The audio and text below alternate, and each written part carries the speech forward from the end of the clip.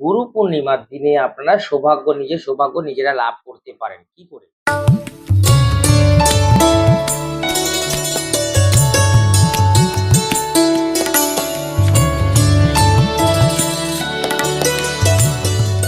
নমস্কার। আড্ডা with Dipak Shastri channel থেকে দীপক শাস্ত্রী আবারও আপনাদের কাছে, আপনাদের সাথে, আপনাদের পাশে চলে এসেছি ছোট্ট একটা গল্প নিয়ে। গল্পটা হচ্ছে আপনাদের মঙ্গলার্থে।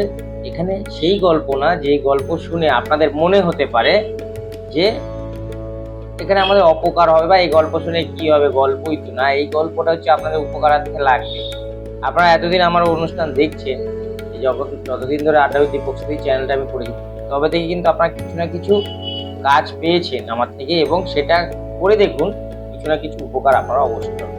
তো আজকে সোজাসুজি গল্পই চলে যাচ্ছি। গল্পটা আপনারাও আমার সাথে করতে পারেন, বা আমার এই অনুষ্ঠান সাবস্ক্রাইব করতে ভুলবেন না, কারণ সাবস্ক্রাইব করলে আপনারা প্রত্যেকটা অনুষ্ঠান আমার যে প্রত্যেকটা অনুষ্ঠান আপনারা প্রথমে পাবেন।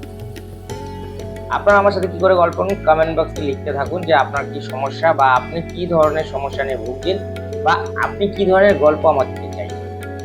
আড্ডা উইথ দীপক শাস্ত্রী চ্যানেল থেকে আর দীপক শাস্ত্রী আপনার সাথে গল্প করবে, এবং আপনাদের মঙ্গলার্থের গল্প, সেটা আপনাদের সৌভাগ্যের গল্প করতে পারে। আজকে যেটা আমি আপনাদেরকে এখন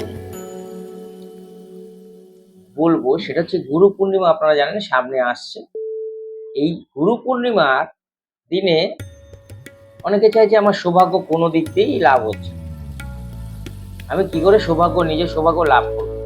গুরু পূর্ণিমার দিনে আপনারা নিজের সৌভাগ্য নিজেরা লাভ করতে পারেন। কি করে? আপনারা নিশ্চয় পাকুড় গাছ বা অশ্বত্থ গাছ চেনেন।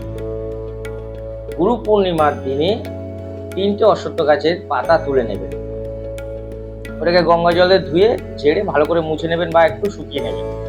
নিয়ে তার মধ্যে আপনারা আপনাদের মনস্কামনাটা লিখবেন, লাল পেন দিয়ে বা লাল মার্কাতে লিখবেন, 3টে পাতায় লিখবেন, এবং নিচে আপনাদের নাম লিখবেন। তার নিচে আপনারা লিখবেন ওম গুরুবাই নমঃ, ওম গুরুবাই নমঃ, এইটুকুনি লিখবেন। ওম গুরুবাই নমঃ লিখবেন, বা ওম গুরুদেবাই নমঃ লিখবেন। এইটাকে লিখবেন না, কিচ্ছু লিখতে হবে না। এই 3টে পাতার মধ্যে লিখে আপনারা একটা পাতা পুকুরে ভাসিয়ে দেবেন, বা নদীতে বা গঙ্গাতে ভাসিয়ে দেবেন। একটা পাতা আপনার বাড়ির লকার, যেখানে টাকা পয়সা রাখেন, সেখানে রাখবেন আতপ চাল দিয়ে একটু, এবং তার উপর একটা এলাচ দিয়ে রাখবেন। আর যে পাতা একটা থেকে যাবে, সেই পাতাটা আপনার বাড়ির যে কোনো জায়গায় পুঁতে রাখবেন। অনেকে বলছে আমার তো ফ্ল্যাট বাড়ি, আমি পুঁততে পারবো না। হতে পারে, তাহলে কি করবেন, আপনারা যে কোনো ফাঁকা জমিতে বা ফাঁকা জায়গায়, যেখানে মাঠ আছে খেলাধুলো করে বাচ্চারা, বা যেখানে ফাঁকা জায়গা পড়েছে, সেখানে ওটা পুঁতে দিয়ে আসবেন। আস্তে আস্তে আপনাদের সৌভাগ্য লাভের দিকে যে আপনাদের সৌভাগ্য লাভ হতে শুরু করবে।